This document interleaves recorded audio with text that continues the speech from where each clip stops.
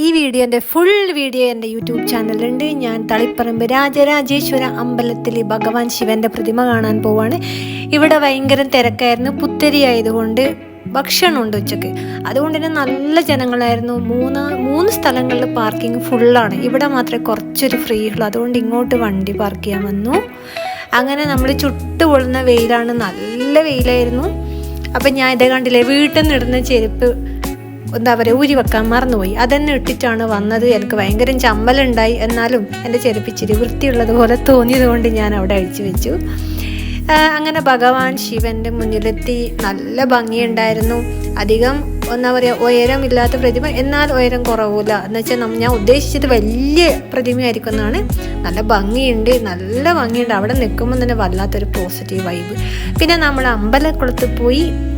അമ്പലക്കുളം ഭയങ്കര ഭംഗിയുണ്ടായിരുന്നു കാണാൻ. ഒരു എന്താ പറയുക, എനിക്ക് എക്സ്പ്ലെയിൻ ചെയ്യാൻ പറ്റില്ല, അടിപൊളിയായിരുന്നു.